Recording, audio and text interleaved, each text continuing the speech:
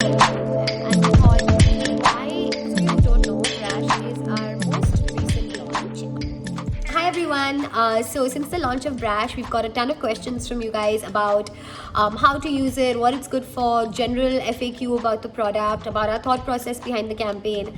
So today I'm going to actually answer all the questions we've got about Brash while simultaneously using Brash. So what is Brash? For those of you who don't know, Brash is our most recent launch. Brash stands for brows and lash. So it's a dual mascara that helps you to voluminize and lengthen your lashes, and also a brow filler and setter. In terms of what makes this product unique, typically you see a product that can be used as a brow gel and then another product that can be used as a mascara. Our thought process was, how about we create a product that can actually combine both? So that's exactly what we did with Brash. It took us over a year of R&D to actually make a formula that works on your brows and your lashes and is effective. So yeah, that's exactly what Brash is. It's available on our website. It's available in 3 colors because not everybody has the same hair color. So we have it in black, charcoal, and brown. So I'm just going to start using it. I have jet black with me right now, and I'm going to first use it on my lashes. How do I use Brash? Okay, so you'll see. We also have a bunch of IGTVs and posts, not IGTVs, posts on how to use Brash. Very, very detailed, how to use it on your lashes and how to use it on your brows. So I'm not going to get too into it, but a trick that I would recommend is you take the wand from root to tip and wiggle it out, and that's really going to give you volume and length. So you can see the difference instantly in my 2 eyes. One is, more open and lifted, and one is pre-Brash. Just wiggle the wand in order to get as much length and volume as you want. Production process. Okay, so everybody wants to know how we created this formula.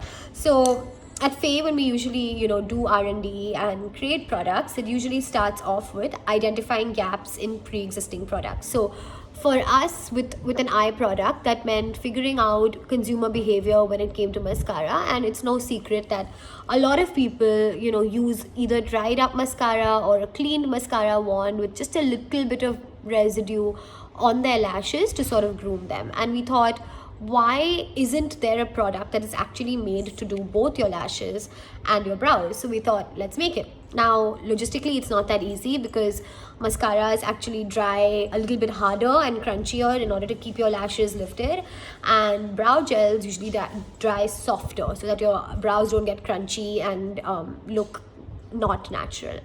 So we had to sort of do a bunch of R&D to get a product that actually worked in the middle of these two formulations, and that was basically the process.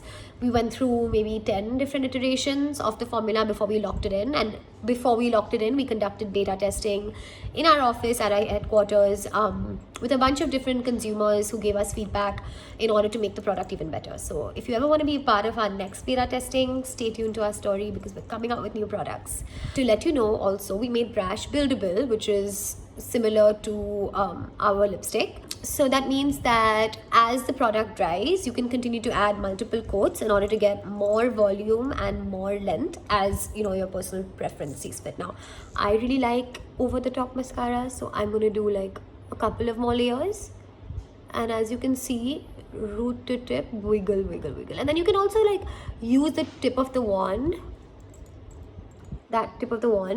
to sort of individually pick out your lashes and coat them with the product. So we've received a lot of feedback.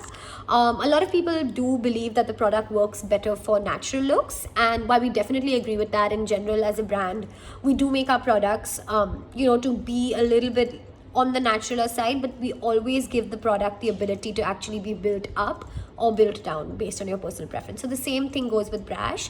If you just keep applying more coats, it gets more obvious. As you can see, the before and after of my lashes, it's pretty obvious that it's lengthened much more right now. Another trick that you'll see in our videos that have probably gone up already or will be going up soon is you can actually curl your lashes with a lash curler, and that will just add that much more volume and drama to your lashes. And this is a question we actually get the most, is how do I choose what color of Brash to use.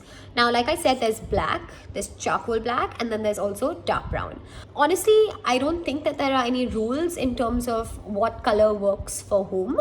I think that everybody might have a personal preference based on how over the top or understated they want their look to be. So I have recently colored my hair brown. Okay, I have naturally black hair, but I'm actually still going to use the black brush and show you that it works.